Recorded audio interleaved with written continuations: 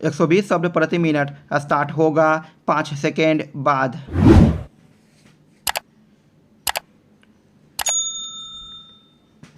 Start. प्रधानमंत्री ने मध्य प्रदेश में आयोजित एक रोजगार मेले को संबोधित करते हुए यह जो कहा कि देश में गरीबी खत्म हो रही है, वह एक ऐसा तथ्य है जिसकी पुष्टि नीति आयोग के साथ अन्य अनेक संस्थाओं ने भी की है। इनमें एक संस्था विश्व बैंक भी है। उसके एक शोध पत्र के अनुसार भारत में 2011 से 2019 के बीच गरीबों की संख्या में अच्छी खासी गिरावट दर्ज की गई। यह शोध पत्र यह भी बताता है कि 2015 से 2019 के बीच गरीबों की संख्या तेजी से घटी। स्पष्ट है कि यदि कोविड महामारी का प्रकोप नहीं होता तो और अधिक लोग निर्धनता से मुक्त हो जाते। इसकी अनदेखी नहीं की जानी चाहिए कि इस महामारी ने दुनिया के अन्य देशों के साथ भारत के भी तमाम लोगों को गरीबी रेखा के नीचे ढकेलने का काम किया।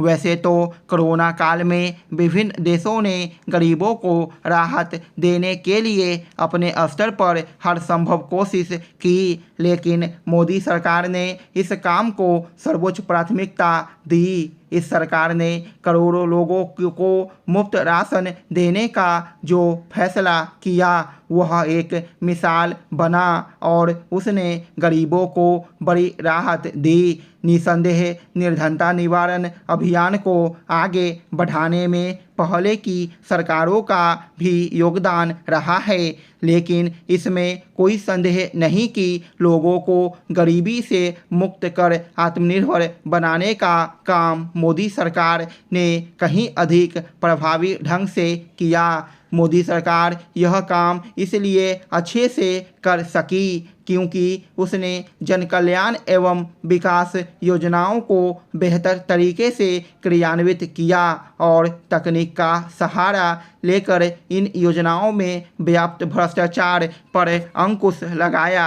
आज यदि विभिन्न योजनाओं का पैसा सीधे गरीबों के खातों में पहुंच रहा है तो इसका एक बड़ा कारण भ्रष्टाचार पर लगाम लगाने की मोदी सरकार की प्रतिबद्धता और जन कल्याणकारी योजनाओं को प्रत्यक्ष नकदी हस्तांतरण यानी डीबीटी से जोड़ना है।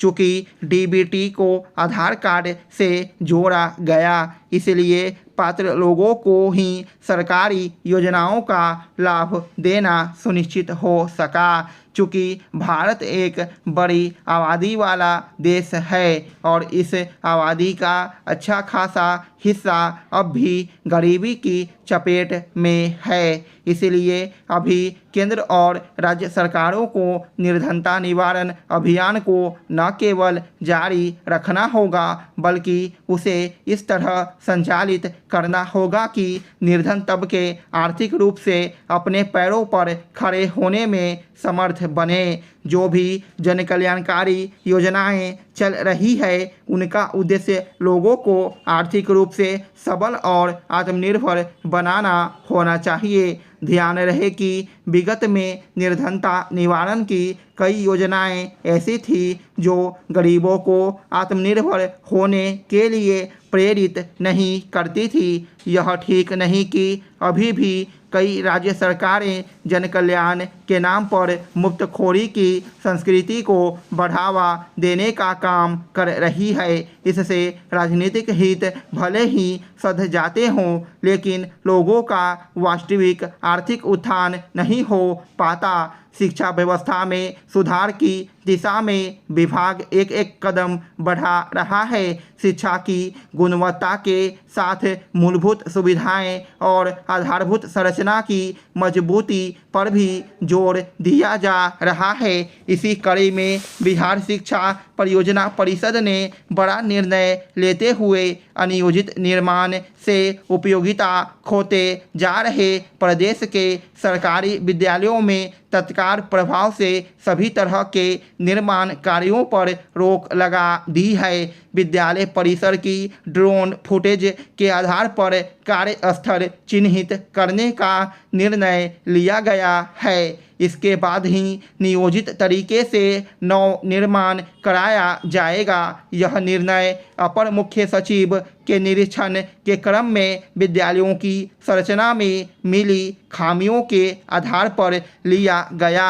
आधारभूत संरचना के विकास मद में बड़ी राशि खर्च की जाती है। अक्सर खबरें आती है कि स्कूल में शौचालय, खेल मैदान, प्रार्थना सभा स्थल का अभाव है। खराब हो गए शौचालय को तोड़े बिना दूसरा बना लिया जाता है। कहीं एक ही परिसर में अलग अलग शौचालय बना दिए जाते हैं। जैसे जैसे परिसर में निर्माण कर लिया जाता है, जिससे परिसर बदरंग सा नजर आने लगता है।